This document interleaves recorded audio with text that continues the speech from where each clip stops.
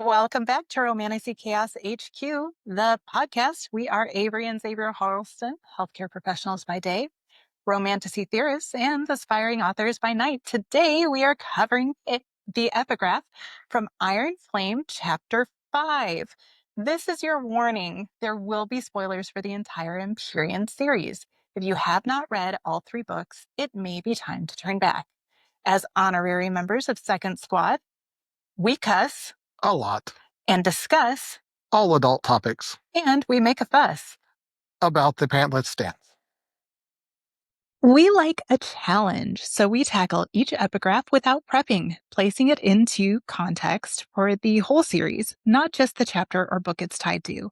But you don't have to take it cold, so here is our post-recording one-sentence summary of the chapter. It's time to party in the writer's quadrant, but Violet feels terrible for lying to her friends about what happened at Resin, which is nothing compared to how she feels when Zeta tells her she has to start asking questions. And Atos shows up with Varrish to give Xaden and Violet their orders.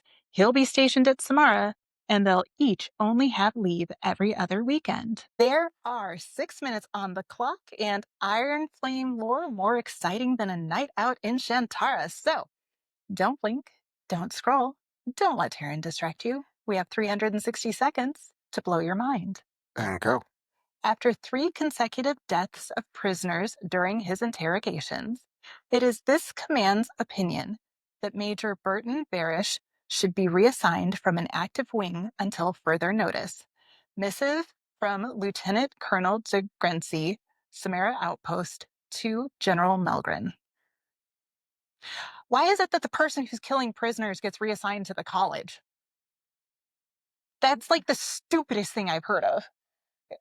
Atos, he's friends with Atos, and Atos with his trust manipulation signet must have done it. He clearly has a trust manipulation signet, and he needed to use his trust manipulation signet to bring in the truth seeker guy, so he knew how to do more manipulation.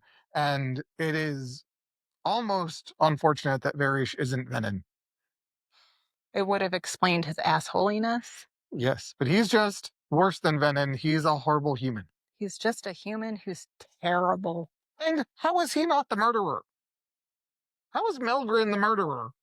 Oh, you mean like how Xaden considers Melgren a murderer?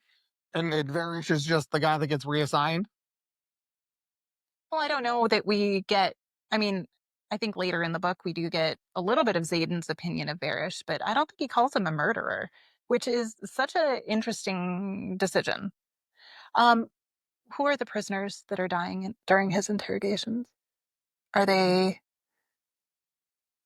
Paromish? Flyers? Are they... They're probably civilians who maybe saw something they shouldn't have? Are they actual... Well, they have to have intelligence, military people? or they could just bring Imogen in to wipe their memories if they were just civilians that saw stuff. They either have to be Paromish people where they're trying to, get more information, or they're trying to figure out, are there still separatists around, or is there a... Okay, so let me ask you this.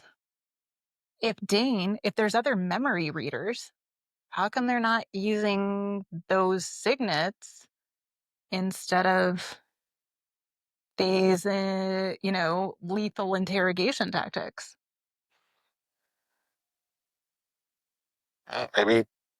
Maybe we are misinformed about the memory readers, because maybe there's a new crop of memory readers coming up. Maybe the intrinsics are more abounding than they have been for the last 50 years or so, because there's a lot more activity going on. There's a lot more venom. There's a lot more...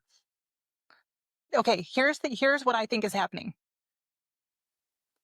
It has got to be people, either Paromish flyers or dragon riders, who are able to create mental shields, magical mental shields. And so memory reading doesn't work on them because they have their shields up. So that's why they revert to this physical torture. That's the only thing that makes sense to me. That's a really good thought, because the only reason that you would need Varys to torture them is to get their mental shields down so that somebody else could actually... because a memory reader alone is not going to be able to get anything out of them, right? Yeah. So, and with the new serum that they developed that cuts you off from magic, it cuts you off from dragon magic. I wonder if it would work on a griffin flyer. Well, I think we know for sure that infantry can make shields. Mental shields? Otherwise, Fen couldn't have made it the whole way through. Fen couldn't have been at the end. I don't think he was in the. I don't think. Why would. I don't think he was actively in the military at the time that he was running the rebellion. I think he had done his time and then took his places. But he wasn't a rider. No, And he was infantry. So he was infantry, and he had to be able to make mental shields, or he couldn't have survived the interrogation the way that he did to get to the end, with his final words being "You're all cowards," because they could have broken him. Like they could have broken his mind unless he had shields. No, because when Violet is tortured, she's cut off from magic, and she can't create shields. You have to have magic to create shields. She cannot shield herself without access to magic because she's on the serum. But that doesn't mean just because you don't have shields doesn't mean you're not able to withstand torture. But you would have brought in, and if you had memory wipers, you would have brought in memory wipers or wipers. Wipers like an Imogen. Okay. If there are these other intrinsic secret signets that allow you to manipulate people's minds, you would have brought them in and manipulated Fen's mind until he couldn't stand there at his execution and have his final words be, "You're all cowards." You would have wiped it all from him. Would you? Well, yeah, because you would have had the propaganda of him being absolutely broken. You never would have allowed the leader of the rebellion to keep his mind unless he was able to do it himself. So how come Violet can't make mental shields if she's cut off from magic? I don't think you can make these mental shields unless you have access to magic. Well, then the whole thing with Fen and the way they interrogate him doesn't make any sense. Who else is thinking about them trying to break him like that? It actually makes more sense to me that you have, where is the honor in executing someone who has been just completely mentally broken? There's no honor in that. Not that there's a lot of honor in it anyway, but anyway, that is our time. So let us know. Did we blow your mind? Let us know in the comments. And remember, we love you. Stay out of the clouds, off the ice, and come back to us. We'll see you next time. See you next time. Remember, lore lovers, fantasy fanatics, and good girls, like, rate, review, subscribe, and share.